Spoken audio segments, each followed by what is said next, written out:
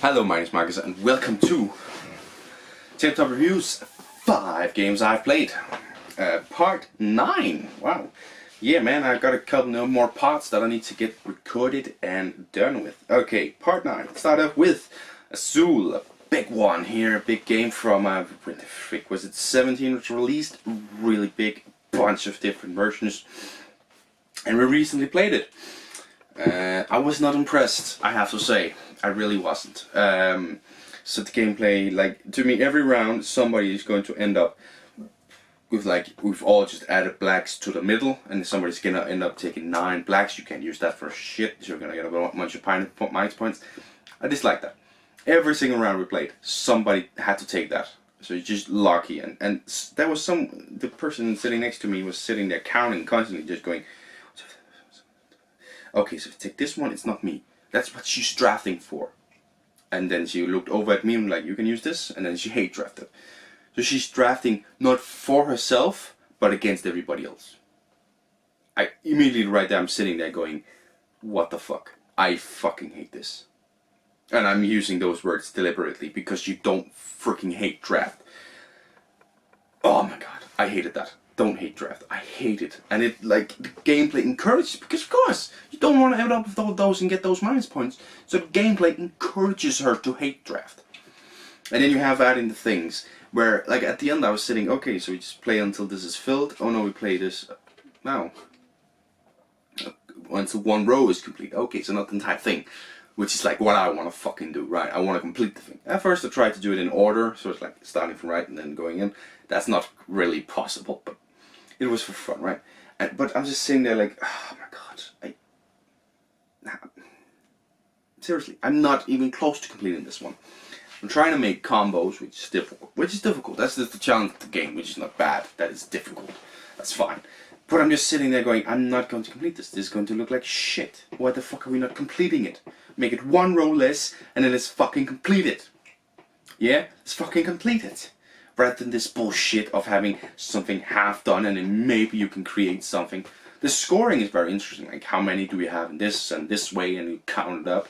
That's great, I think that's a really interesting scoring, and then it's like, okay, which order do I place them over in? That's great. But the fact that you encourage hate drafting and that I have just an unfinished piece of garbage, what the fuck? So I'm gonna bring it in at 4, because I like the way you draft. That's an interesting thing with moving it in. And taking a punishment to get more in here in the middle, that's fine. And I love the scoring, it's very interesting scoring. But the fact that you encourage hate drafting, that you give me unfinished piece of garbage, and that somebody is just gonna get a slap in the face, fuck off. I hate it. That I hate. So it's ending up on a 4 out of 10 for me. I'm getting angry now, I might make it a 3 out of 10 actually, yeah. Talking about it makes me angry. I'm gonna give it a 3 out of 10 instead. Really don't like Azul. Gotta have to change that. Next up, Cortex Challenge. Rating this is what about high. Cortex Challenge is like, it's an interesting one. Sort of a memory, sort of a movement type thing. It was very weird. It was interesting, but just the deck. There's the rules about, like, if you guess incorrectly, you're out for a round. That can really hurt you. The rules of winning, the rules. There's some rule convolution, but in the end it's sort of fun. It's more fun than a quiz, like which one is the same color, which is, you have your hand at right movement. It was fun enough, but it just, I would bring it out as like in between games, or just like at the end of the night, just let's play something stupid. But it's a 5 out of 10 for me. Micro Macro Crime City. I believe the one we played was the first one on the first map. I know that there's like been like 3 or 4 maps now, and you can collect them into a massive map. I believe it was the first map we played. I'm not quite sure actually, but the gameplay is the same. And I can tell you, at 2 players it doesn't work. You need more. But it's very interesting that one person holds the cards and knows a bunch of stuff and is trying to guide you through it. Which was nice. I think the map is a little bit too big. You're searching for these small things in this massive map. Sort of dislike that. It just takes an eternity sometimes to find the things, and you're trying to be like, trying this way, and you go over and like 3 different things look like the things, because some of these characters are not super duper distinct.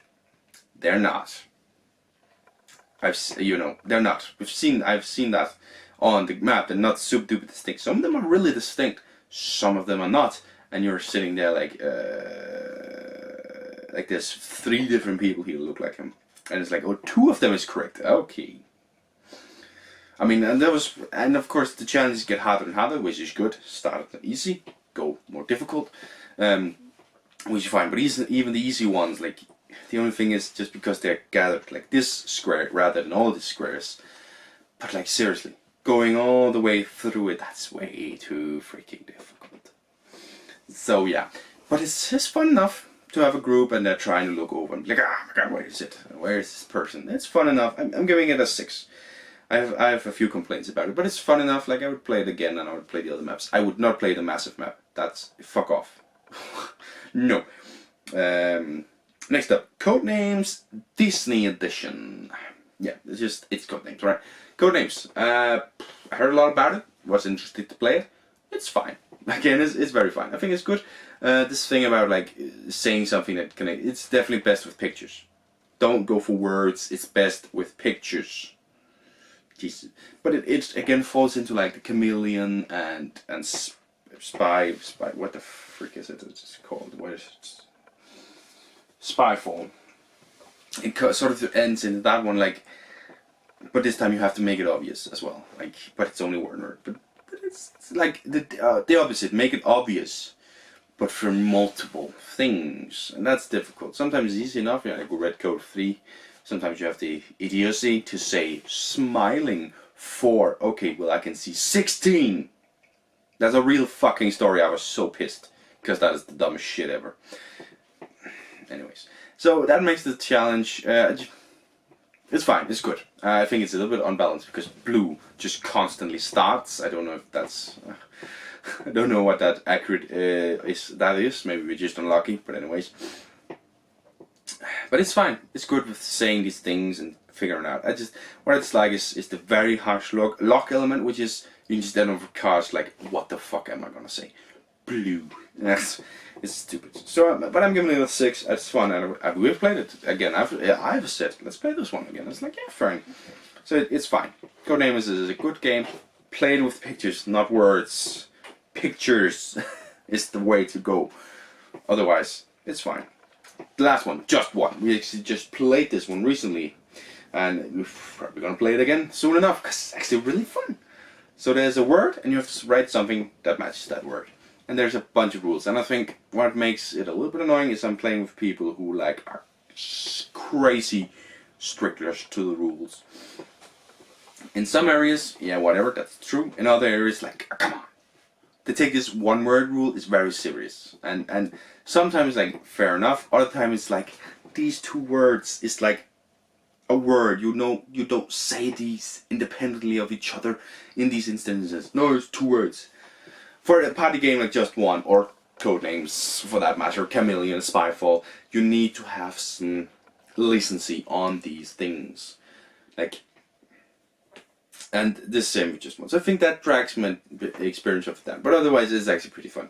I hate the fact that you get rid of 2 cards and then you don't pretend like there's something to this game. You just remove the card, you don't score it, and you try and score as many as possible. But this thing of adding rules, that's just take that from the freaking game just because you guessed incorrectly. And it's not like because you're bad at the game, like, it's just because you guessed incorrectly and then you go 2 levels down until the score thing.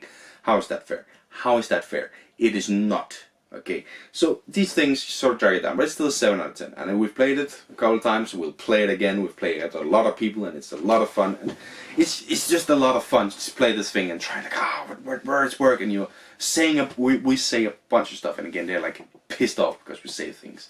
And it's like, well, we don't automatically say it, but like sometimes we do. Like, did you just fucking write that? Yeah, but I was gonna do it. Oh, come on. And we just know what we're talking about. And then the 2 rule stricters like, that's a lot of talking. Shut the fuck up.